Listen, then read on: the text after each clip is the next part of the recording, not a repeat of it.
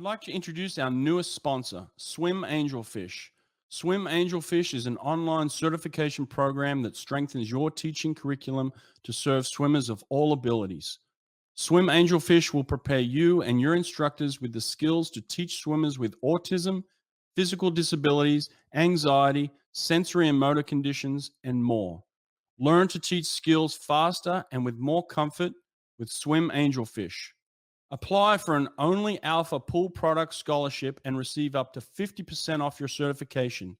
Go to swimangelfish.com today to apply.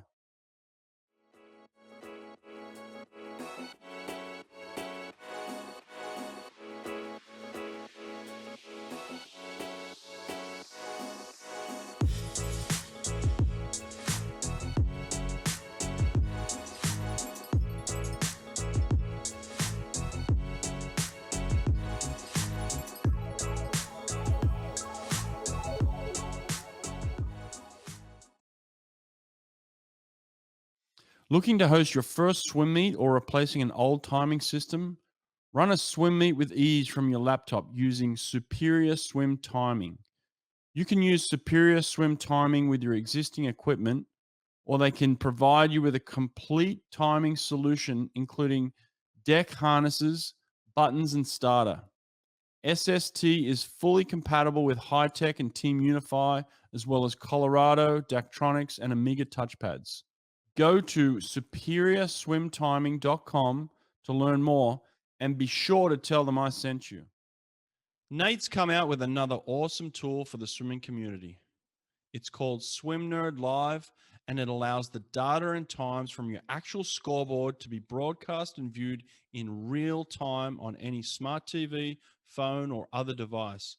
It has all the information you're looking for: event, heat, lane, name of swimmer, times, and places. One click on any device and they're watching your swim meet live in real time. Go to swimpractice.com to learn more.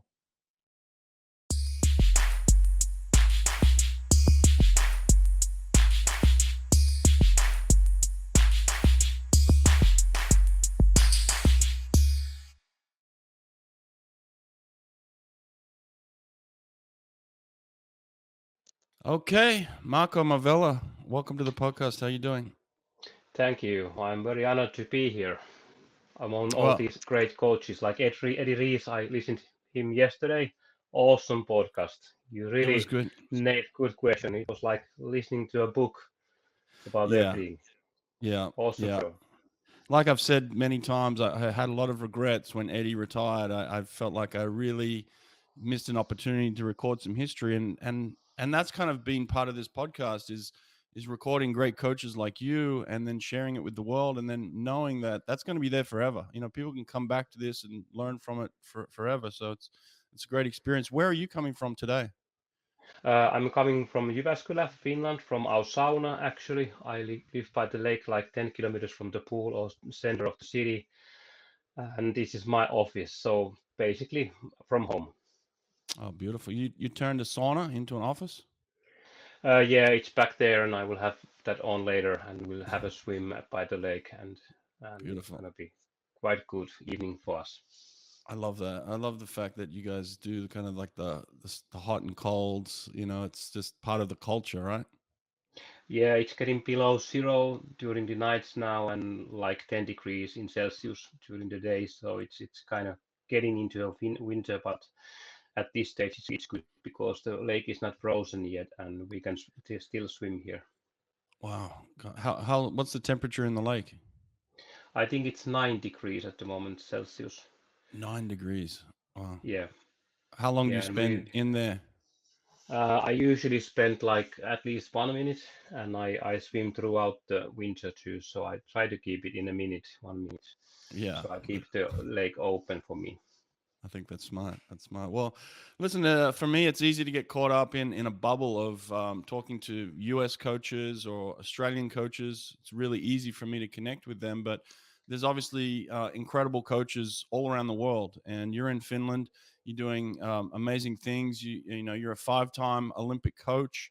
What I've read about you, you've done multiple studies in many different scientific background fields. So I kind of want to talk about those today. I want to talk about your background a little bit, just get to know you, and then what you could share in your learnings and your teachings for people around the world. So I appreciate you doing this. Let's just start off by giving us a little bit of background on yourself. Hmm. Well, I've been coaching from the 80s. I started like 84 and been coaching for 35, 36 years now, and mainly here in Jyväskylä. I have a background in science and biomechanics. I did my master's here at the sport faculty in Jyväskylä and studied sense, sport psychology and philosophy. And I do coaching. I've been in 5 Olympics with the swimmers, but I also do coaching and mental coaching in ice hockey and track and field and gymnastics, basically in all around everywhere where coaching is involved. Wow. Is it unusual for someone to do a master's in biomechanics and then move into the other side of the field in terms of the psychology and it seems that you have a really good balance. Most people would get stuck in one area of science. Yeah, well, I don't think it's usual, but for me it was. I was in Athens 2004, and I was kind of, I don't know, perhaps in a crossroads of thinking that physiology and or biomechanics couldn't solve the problem how we can swim or perform better. I think that the Finnish athletes or swimmers are lacking something that you guys in Australia or in States have, and I wanted to explore something else because I knew that we can make better sets and we can make better technique, but still we can't beat you guys at the pool. Well, we haven't done that many times even since, but still that kind of took me into the other direction on my studies or where my interest went. Oh wow! I've actually swum in Finland myself Okay. as an athlete many years ago. They used to have kind of like a World Cup circuit, right? I Yeah, think it yeah, was in some Espoo. sort. Yeah. Yeah, and I have vivid memories of actually flying into Finland and it just being snow everywhere, and then landing the plane and then getting off the plane, and it was something like minus 30 degrees. Does that make Mm. sense? It was Yeah, yeah, freezing cold. And I yeah, remember you had to run from the bus to the hotel because it was so cold. You couldn't spend much time outside. I mean, it's yeah. just really incredible conditions. Mm. Yes, that's true. And at those times where the World Cups were, it was middle of January or something like that. It was very cold, and also you have to dive into Finland through a big cloud. Hmm. So everything is gray and very cold at that stage and very dark. So it's not a good experience. I believe the swimmer in Finland at the time was Jani Sievinen. Is that right? Yeah, yeah, and Antti Kasvio, those were the big names. Yeah, Yanni. I remember Yanni, just so talented. So in terms of talent development, someone like Yanni coming through and what you've got now with some of your athletes, is it difficult to get the talent into the swimming, and is it difficult to keep them in there? I mean, you have other sports that are probably big in Finland, like you said, the ice hockey and others. Is it difficult to keep the talent in swimming? Yes, and we are especially hurting with the boys because most of the boys are going to ice hockey or football or floorball. They have like, I think they have like in when we are small country on like 5 million people. They have like 100,000 players, and like in swimming we have only 5 to 7,000 swimmers altogether in Finland. So it's a very tough competition for us and for me. For example, when I listened to Eddie Rees telling how he recruited swimmers, it's totally different. We can't choose if a swimmer can't make a dolphin kick, whether we not take him or not. We have to Mm. take almost everyone because we have a very low or slow turnover rate. Like I have 1 or 2 swimmers per year, new swimmers on my team, and the careers last long. Like I've been with Ari-Pekka Liukkonen for 16 years, so it's a totally different kind of a world. We have to keep what we have, and we have to take good care of them. Right. It's still a little bit crackly. Is it possible to take the earphones out completely Yeah, and just yeah, yes, they are. turn them Yeah, off? yeah. Let me see if I can do it. Yes, let me see. Mhm. If I do it this way, let's see what happens. Oh yeah. Okay, can you hear me? Yeah, it's much better. It was just Okay, crackling like okay, crazy. So okay. I wanted to fix that for you. Okay. Yeah, no Um, worries. so in terms of the talent pool, the depth, how many swimmers do you have in Finland? How many pools do you have? How many opportunities do these athletes have to go to a quality program? Mm. We have a 50 meters pool. I think in most of the big cities we have like 15, perhaps 15 pools, 50 meters pool 15. in indoor pools, and then we have 25 meters pool in almost every city. And big programs we have, I think, like in 5 or 6 cities, and mainly those are the options you have. And some of our good athletes, like Jani Sievinen, came from very small pool, and usually it's kind of father and son or daughter kind of relationship. So the Right. parent raises or coaches the kid to the Olympic level. Right. What about the attrition rate? Where do you lose the athletes? Is it difficult from um, to keep them in high school? Is it difficult from high school to college or college to professionals? Like, where is the drop off rate, you think? I think that the drop off comes in before high school and also in the high school, because the academic demand is so huge in Finland, and it's not if you're an athlete, that's not a kind of a good profession or road to go. It's getting better, but still you don't get that much funding, and also, well, training in swimming is pretty hard, as we know, and we don't have that kind of a team support like you have in States, or that kind of an overall cultural thing that you have in Australia. So we are lacking a lot of those things that you have good in a bigger nations. Right. But there's also got to be some encouraging signs as well. You've got to feel like you can compete, especially maybe in the region that you're in, like you're competing with Sweden, Norway, the, the, the, the different countries around you. But then there's also the global competition, maybe the European competition. And then, you go into Olympics. So at some point, you've got to feel like, okay, we've got enough here to do really great things. So what are the things that are encouraging for you? Well, for example, we have been around. I've been many times in Australia. We were there before Sydney Olympics a couple of times, and I've been uh, many times since back there, like I think almost a year, Mm, spending in different programs, seeing what other coaches are doing, and bringing my swimmers also with me. And those has been good experiences to see that the things aren't that different. Of course, the Australians swim so hard, and those programs are very tough, and our swimmers can hardly um, survive from the programs, but still we are able to sort of like hang around there. So there's not much different except, of course, the culture and hard working environment that can be done in Australia. And I've been also in Sweden. I've visited in Dave Salo's program also back in the days, and so we are kind of very, we know what's happening around the world, so that gives us also comfort. And also our swimmers are like in top 10 or 15 in their sport or in their disciplines, so it's all okay too. So we can, in good days we can compete with the best, and bad days we can't, but still we are very near, so that gives us some sort of an I don't know, attitude or grit to pursue it forward.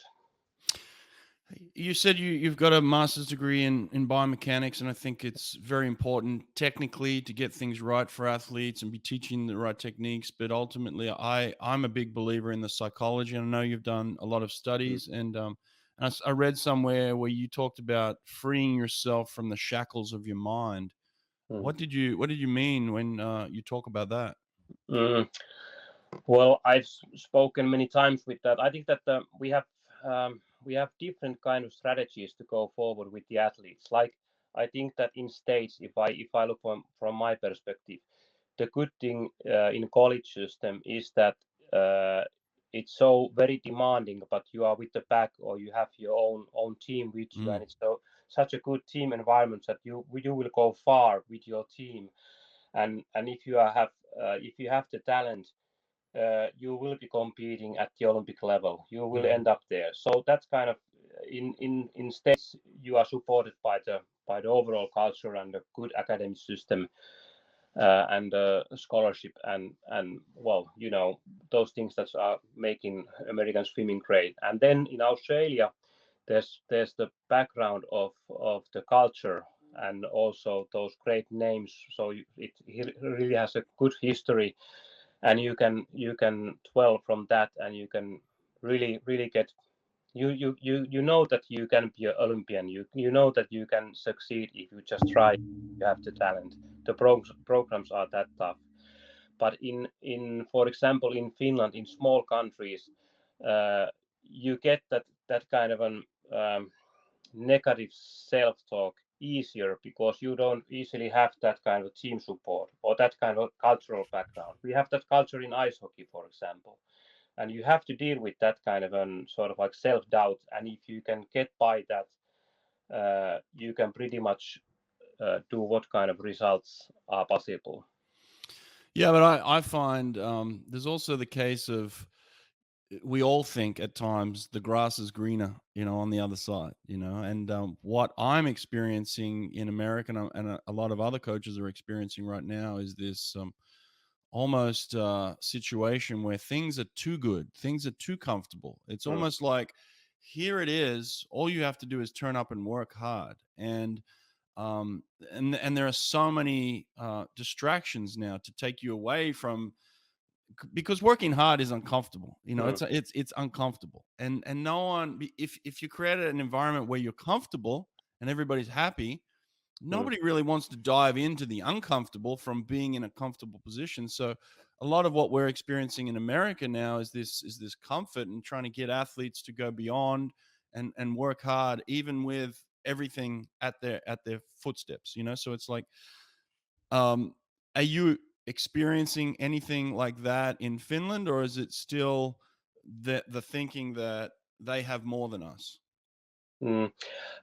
I think it's the same in Finland too. That the kids are um, they don't work that hard, and they are easier to convince to go to the team sport and not to make the hard training we want them to do. And they are, like Eddie said, that they are also much faster. They are smarter. They are outthinking us coaches much younger, and so we have to evolve our thinking and our programs to keep them inside the pool.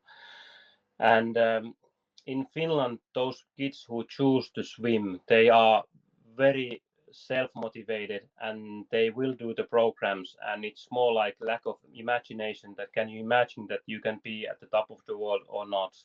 So if you are lowering your par yourself, you can't be at the top. But the motivation is there. And I think that it's made so hard to in Finland to swim as a professional athlete, that those who can do it, they are pretty tough and pretty self-disciplined people. They don't get distractions or spend time in negative things or hobbies, or I don't know, Right. partying or etc.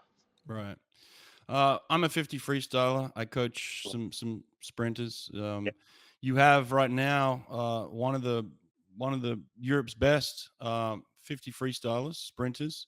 I'm gonna mess up the pronunciation, so you tell me, tell me who it is, and talk to me about him. Yeah, I think you are referring to Ari-Pekka Liukkonen, Yeah, exactly. yeah, swimmer, yeah, and he actually was at the first semi-finals swimming with Busquet when he did 21-1, was it back in Mm. 2013 Oh or wow, yeah. yeah, 11, yeah, 11 or something like that. Yeah, I think he went at that time. I think it was 21-3.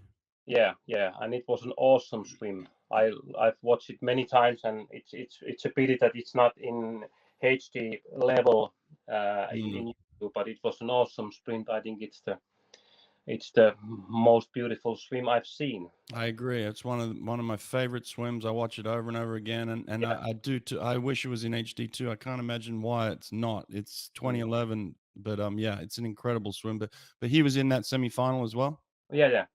Okay, excellent. So he's been around a little bit. Talk to me about his development and where he's at now.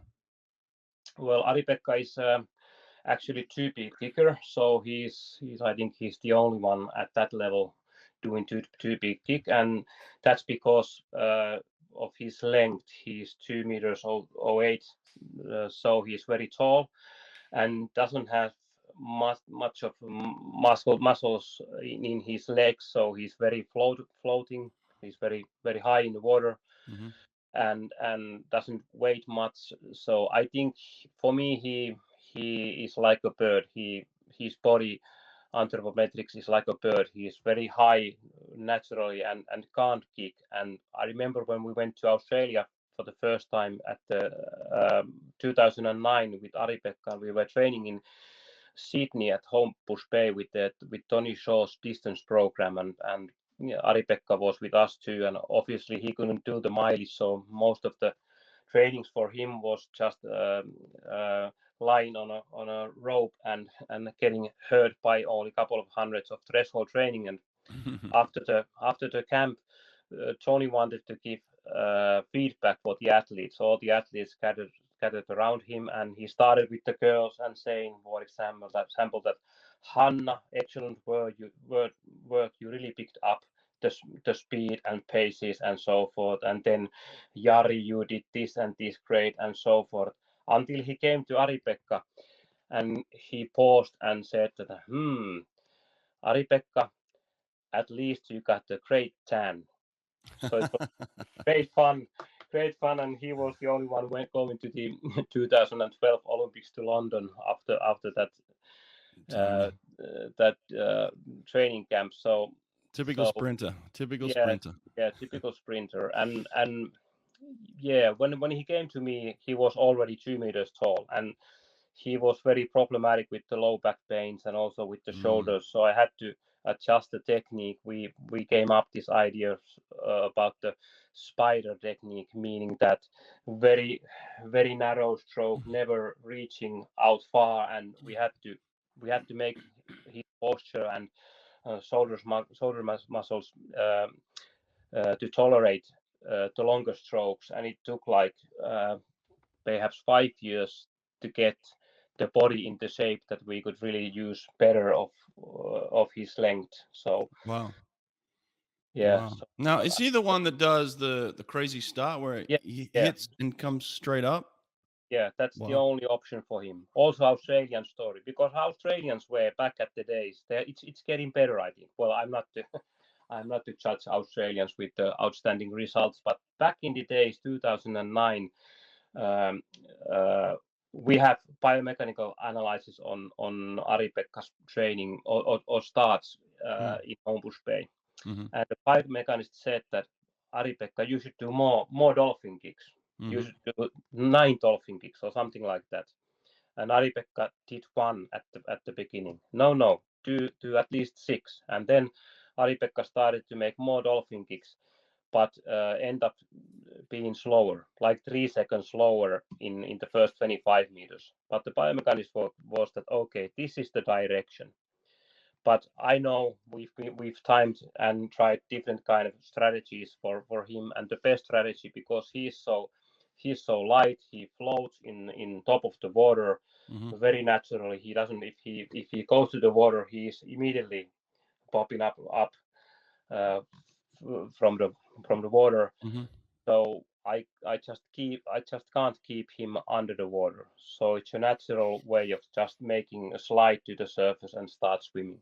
Look, I think it's a great example of, I mean, we all get caught up in everybody has to do it the way Caleb Dressel's doing it. You know, Yeah, like Caleb's the fastest in the world, so we've got to figure out how he's doing it, and let's all just do it that way. And Caleb's unique. You know, he's doing he's got very specific skill set for himself. But then here we are looking at something completely different on the other side, based on another athlete's attributes, and his attribute is floating on the water. So it's like, let's get him in and get him up as quickly as we can.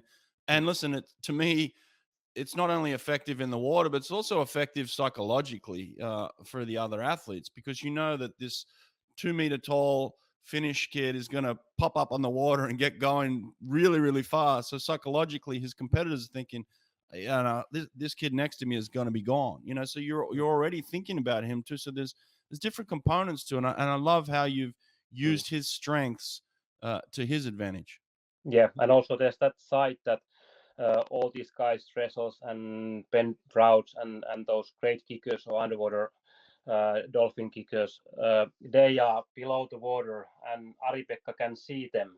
And it's also mind game for him that, okay, are they getting too fast in ahead of me, or am I with them? Because if Ari-Pekka is with them when they are gliding, he knows that he can beat them when they start swimming. But if the glider is too far in front, it's not so easy to catch. Or well, it's the 50 you can't catch. But that's also something that you can't lose your concentration when you see the other guys going deep in both sides of you. Yeah, look, I think it's a great strategy all round for many different reasons. I coach Bruno Fratis, and Bruno doesn't have the best start in the world, and we're playing with dolphin kicks, no dolphin kicks, all sorts of different things. He's certainly not 2 meters tall, but one of the things that Bruno does is in his sprinting, he kind of wiggles his hips a little bit, and I don't teach that, but when I started coaching Bruno, I saw how effective it was for him in terms of this little wiggle he had in his hips and his ability to get on his catch out in front. And if I changed it, he couldn't pull water. So it's like, you have to also adapt to the athlete too, right? Yeah. When I look at the athletes, I categorize them in 4 different kind of body types, and they come from Asia, from China and Japan, how they see martial arts, how they see the bodies. And I think that when I looked at, there are 4 types. The first type is the traditional kind of windmill kind of a stroke, like for example Busquet had. So you are very, very straightforward, and you are keeping the hand just under your body, and you are rotating from your shoulders, but not so much from the hips. So that's the basic style we teach also in longer distances, so that we kind of make the catch and rotate and keep it narrow. But then there is the other type, which is like Kromovicio from Netherlands, who swims more from the sides. It's like the power goes from the thighs to shoulders, crossing from here, and the stroke is powerful outside the body. If you watch, for example, her 50 or 100, you can see that it looks kind of a traditional kind of narrow, but it's not. It's more wide here, and she doesn't do that much of a push at the end or near the hip. And then the third type is like Bruno, perhaps, who uses more of the hips. It's I think that Caleb Dressel has that style. Usually they are very good jumpers. Usually their gluteus are big. They are like ice hockey players from lower extreme, and they are kind of not symmetrical in any ways. They can do different kind of movements around, and that makes them good athletes. And perhaps Bruno is like he has that ability to use the hip and then anchor with the hand, because I've seen him swim many times. I think that he anchors very strongly, and he can sort of like throw himself over the anchor. So perhaps that power comes from the hips. And then there's the fourth type, who uses the back muscles a lot, like the South African breaststroker winning the Olympics, the Schumacher. Right. Yeah, so she has a very strong back, so he's using the back muscles. So when I see the swimmer the first time, I watched kind of how he is moving and what kind of type he should be in the water, and you can see that how they walk and run and sort of like behave also on dry land, that you get clues how they can be in the water. Right, right. I like that. The 4 different body types. That's interesting, and different styles. And you were right on all those examples. They make a lot of sense. So I like that a lot. A couple of other things I want to touch on. Just reading about you and some of your studies and beliefs. You talked about developing a sixth sense. What does that mean? You really dig me up.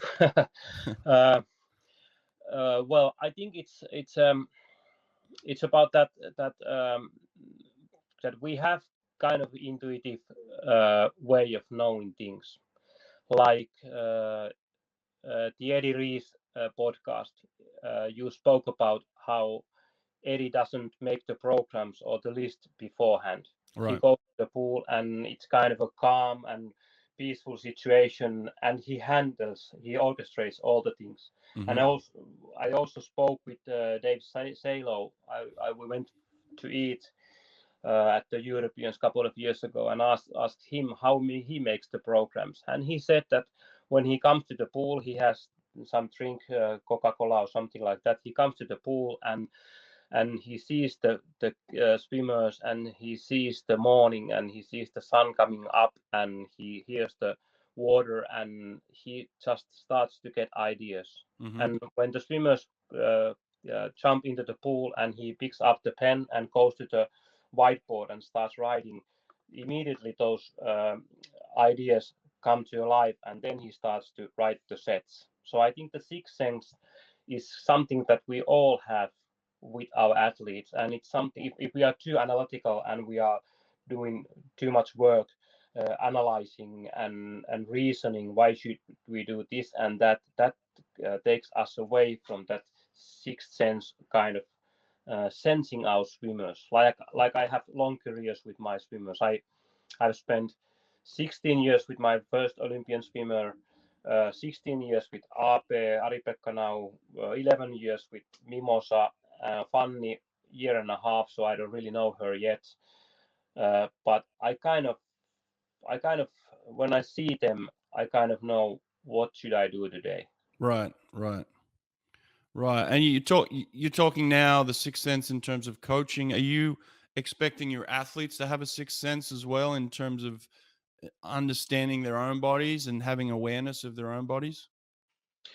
I think that there is that aspect too. Like we had this Olympian swimmer back in '96 who quit after the Atlanta Olympics, and I gave him a ride back home from Helsinki, like perhaps 10 years ago, and I asked her why did she quit, and she said that she lost the relationship with the water. She didn't feel the water the way she felt before the Olympics.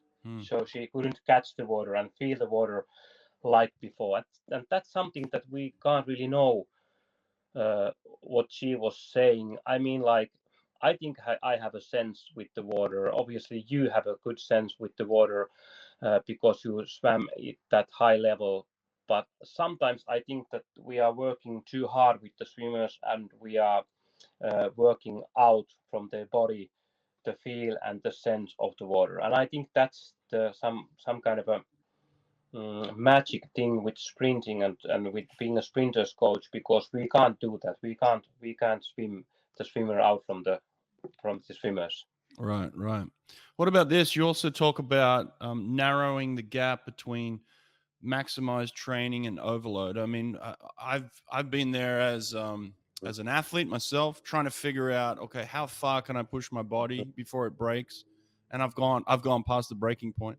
I've also obviously gone there as a coach because when you have a group of athletes, you don't get them all right, and sometimes you're pushing for results, you're striving hard, you push beyond, and then you have to evaluate later. But yeah, talk to me about that, maximizing that gap. Yeah, well, I think that in coaching, there's a saying that we can only start where we are at now at this moment. We can't start from the past. We can't go back to the old days, and we can't especially start from the future. I think that for example, the race-based school of swimming like USRPT or Dave Saylor's program, they are kind of trying to come to training from the future kind of perspective. Imagine that how fast are we going to swim in the next Olympics? Mm-hmm. So how fast should we train in this particular training session or this week? And I think the idea is beautiful because then the body works so that it adapts to load it gets. And so if I load it with the race-based kind of work, it starts to change the body because the nervous system gives the demand to the muscles and also the cardiovascular system, and it starts to evolve. But that's only one side of the story, getting the narrowing the gap. But there's also this side that I think that in swimming, and if we look the swimmers or the athletes or the humans overall, what we are good at better than anybody or anything in the world, including animals. We are good at doing long distances. We can outwalk a horse. We Mm. can. We don't have any body hair, so we don't have any heat that much of a heat problem. So we can walk, run for days without not getting exhausted. Then we can outrun a horse, which means that if we have this side and then we have this kind of a race-based side, I think that we can't ignore one from the other. We have to sort of like find a balance to both of them. I think that the sprinters need to swim easy because then you get the connection with the water. You can let your mind wander and get that kind of an somatic experience of just swimming easy without no pressure. And then we need also the race-based kind of thing when you really hit hard with the working loads. But also in there you need to be kind of uh, you need to make sure that you don't train too hard because not even in a 50 sprints the swimmers are sprinting all out, which I mean that like for example if a lion is chasing some antelope or something to eat, it doesn't run itself to death because if the lion runs too fast, trains too fast, or competes in it too fast, it means that there will be cheetahs coming around and attacking the lion the next moment. Mm. So I think that's something we maximize too much. I think we shouldn't go. We shouldn't overreach our athletes. Right. Yeah, I agreed with everything you were saying there. You know, this long, slow swimming, connecting with the water, with the sprinting. Us as being endurance athletes, I found that I was capable of so much more than I ever thought I was. At 17, you think, oh, that I can't do that, and then you realize, well, the limit's here, and then you push the limit, and then you go beyond the limit, and then you see people doing extraordinary things to their bodies. So there is always more, but there's also that balance, and I found that recovery was such an important component of improvement, performance, and weekly outcomes. I think that a lot of the time I didn't value my own ability to control my recovery. I always put it down to the coach saying to the coach, well, I'm working too hard in the pool. Well, Mhm. what am I doing outside of the pool that's in my control? The coach only has me for maybe 20 hours a week. Yeah, The rest of the time is my time, and that's where I have control of what I do and how I do it, what I eat, what time I go to bed, how what I consume in terms of fluid, what type of fluid I'm consuming. You know what I'm saying? So it's yeah. like all those things are in your control, and then once you figure out the balance between, okay, this is how much coach demands and this is how Mm. much I need to put on my own recovery, then you become a much more aware athlete as well. Yeah. I think that it's the most important thing that the athlete can do is to have things on calendar in regular basis. So we have scheduled time slots for training, and I have scheduled time when I go to sleep. I have a schedule when I'm eating or having snacks, and I'm with the friends and so forth. So I think the overall habits make us stronger and better athletes and also coaches. Right. Yes, I agree. Yeah, getting on schedules is super important. Plus, it tells you when is the time to be on, when's the time to be off, mentally and physically. You've got to have a mental break as well. But the calendar, just keeps you on that track of like, okay, this is Yeah. my time. And now I've got to be back on as well. Gives you structure for sure. You've also done some studies, I believe, that interested me. Have you done studies on creatine and sodium bicarbonate as well? Yeah, we did a study back in the, I think it was back in the 90s or around Sydney Olympics. What we did was, well, actually my group was in that study. What we did was that it was 2 times 100 all out sprints long course, and it was a double blind study, so the swimmers didn't know what they got, and they ate all these nutritions, and I think it was like 15 minutes between the efforts, and we had a couple of sessions. They did that, and there were some benefits from getting the creatine, and also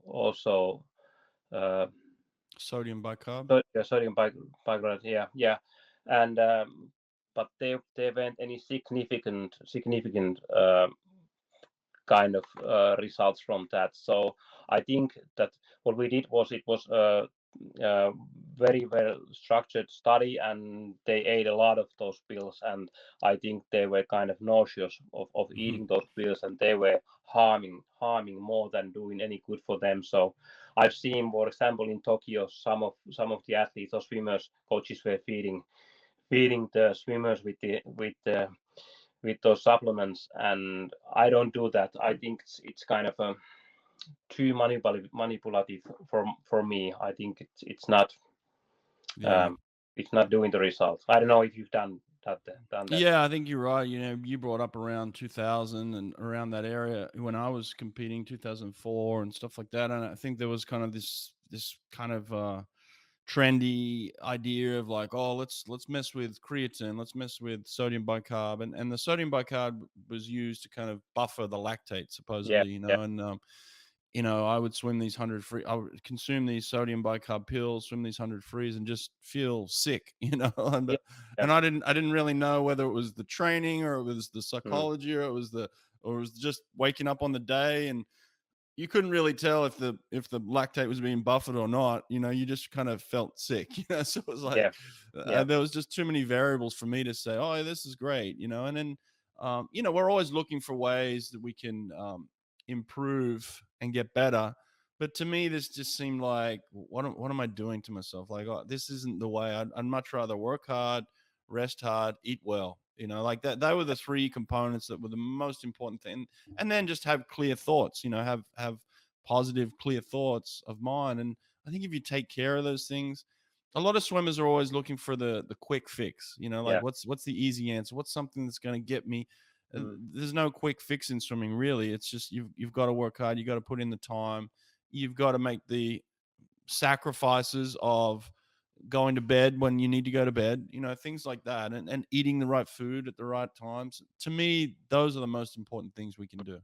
Yeah, and I think that us coaches, what we need to give our athletes is some sort of a narrative that the athlete can believe.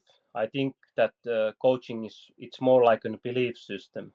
Right. I mean, we think the endurance training, we had the threshold kind of approach. We lived in threshold. Believed in threshold back in the 1980s. Then there was this heart rate thing that the Australians had, and then we had also the Albrecht's aerobic capacity and anaerobic capacity. Those, well, Albrecht, and then we have Steven Seiler's polarized model at the moment. Then we have Brent Russell's USRPT, and then we have Dave Salo's race pace, and then we have all kinds of things. And I think what if we look what's common with them, what everything has, is that you have to really believe your system. And if you believe what you are doing, then it's going to be okay. It doesn't matter if it's USRPT or threshold, but you have to believe in it. Yeah, I agree with that too, because I know the way Caleb Dressel trains, and I wouldn't train Caleb that way, but it's very effective for him in the Florida program with Greg Troy, and it works for him. He believes in it. It's something that he has a relationship with his coach, and together they're successful in the way that they want to do things. And again, it's a system, and it's not for everybody, but it's certainly working for them. And it's not the way I coach Bruno, and yet here we are. Bruno and Caleb basically, once they're on top of the water, swim at very similar speeds, and yet they come from completely different programs. So I agree with you. It's a matter of believing in the work that you're doing and monitoring the work that you're doing so that it's appropriate for you and your athlete as well. Yeah. May I ask, you have had Puske, Cielo, and now you have Bruno. What are the differences, how you approach with these swimmers?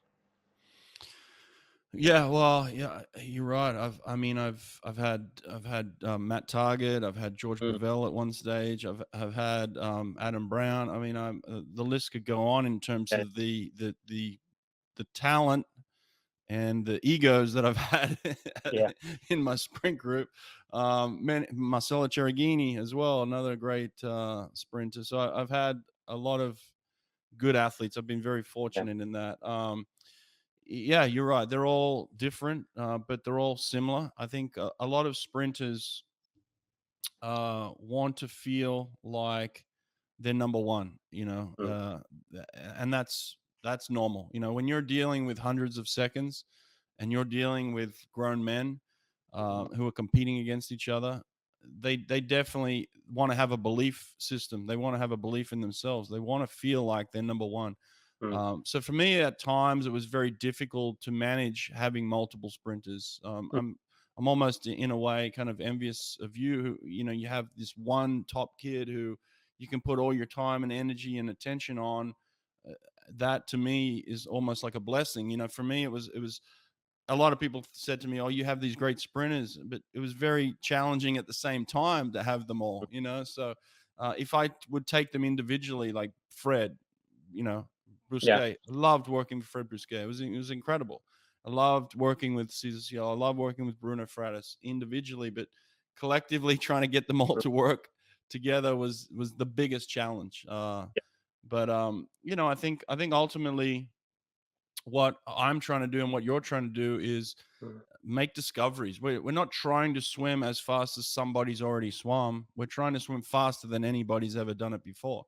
And it's exciting to me to watch guys like Flo Manadou and Ben Proud and, Caleb Dressel pushing the boundaries now of how fast we can swim without the suits. The suits to me were great, obviously.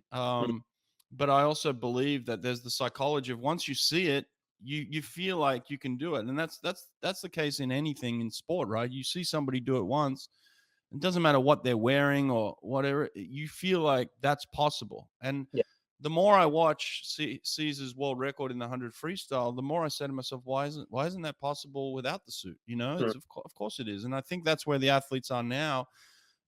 They have a very strong belief that it's absolutely possible, and to go beyond that. And I think that's where you and I are right now, is talking about how do we get beyond what we've already done, right? Yeah, that's true. And if we remember the Popov era, it was like Tureski also saying that the guy who can beat Popov's world records has to be bigger or taller than Popov is. And then Michael Klim took the world record at Sydney in the relay start, and it was kind of more back then that we were making narratives that something is not possible. Right. but now it's more open. There are coming new kids all the time doing great results, like the Romanian kid swimming junior world record and so forth. So everybody can do anywhere in the world great results nowadays. Yeah, I agree. Yeah, a young kid like Popovici, swimming 47 low at 16 years old. I mean, no one would ever think that was possible Yeah. back when I was swimming 20 Yeah. years ago. Like a 16-year-old swimming 47.3, not possible. You would have thought that person was absolutely crazy to even suggest that that's possible. Here we are, 20 years later from that. I mean, it's just phenomenal. And it's to me, it really is more to do with the belief system of Yeah.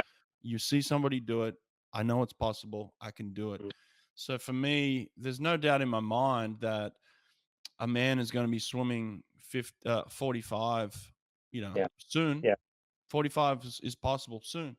A woman is going to be swimming maybe even 49 soon. I think so. A woman could go 49, within the next 20 years for sure. Yeah. So these things are going to happen. We have to know they're happening, and how do we get there? And and project ourselves to getting there. How do we do it? And I think conversations like this, what Yeah. are you doing in Finland? What are you doing in Australia? What are you doing in France? And pulling them all together, sharing ideas, and just knowing that we're all in together to figure out this puzzle. Yeah. So Mm. yeah. But well, listen, I appreciate this conversation today. Thanks for sharing what you're doing. What does the next few years look like for you in the lead up to maybe Paris? Mm.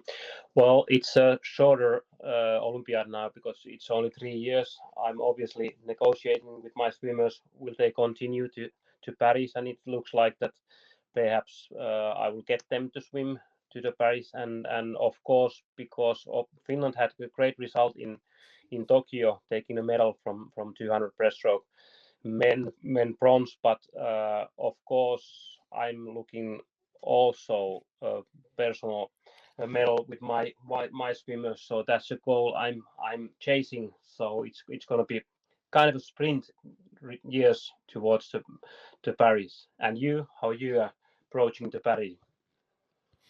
That's a good question. I'm continuing to coach Bruno Fratis from a distance. Him and I work at a distance. I write workouts. I send them to him daily. He'll send me feedback. He'll send me videos. We talk constantly. And that's just the way we do it. And it works for us at his age, he understands his body completely. Yeah. He has that sixth sense that you talk about. Yeah. He knows when things are on and when things are off.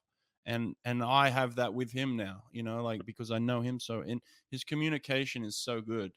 And I know he's doing the things that he needs to do. And we have a system, Caleb Dressel has his system. We have our system where this works for us. We didn't need to go beyond. I mean, we're always trying to explore, and like I said, we're tweaking the start maybe to how can we get it even better.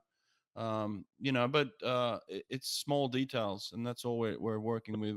We've got the meat and potatoes. We've got the stuff that works for us, and then we've just got the little tweaks that we're trying to make. So yeah, I'm going to be working with Bruno in the lead up to Paris from a distance. And then just continue to do the podcast and share ideas from coaches from around the world. So again, I appreciate you doing this and shining a light on you and what you're doing in Finland. I appreciate the fact that you listen to my podcast. So thank you. Yeah, it's awesome. Yes, and I'm very honored to be here. Yeah, absolutely. Yeah, and one thing I want to share about Bruno, because I've watched obviously many years of his work, and I really enjoy watching him at the pool deck or in the competitions like in the Mare Nostrum, because there aren't so many. I think in fact that there aren't anybody except Bruno, who is sort of like always managing himself, sort of like he don't have physiotherapist or coach with him or anything like that. It seems like he's always at home when he's at the meet. And it was a surprise that he was that good in Tokyo, even though suffering throughout the Mare Nostrum or the other competitions, but I really admire how he acts or is and at the competitions. Yeah, thank you. I'm glad you said that. I'm sure he'll be very happy you said that too. You know, we talk about the professionalism of swimming these days and how swimming is professional. I laugh at that a little bit because I don't think a lot of swimmers have really figured out what professional means, but Bruno has. If you want to study somebody who's a professional athlete in swimming, study Bruno Fratis because that man has it down.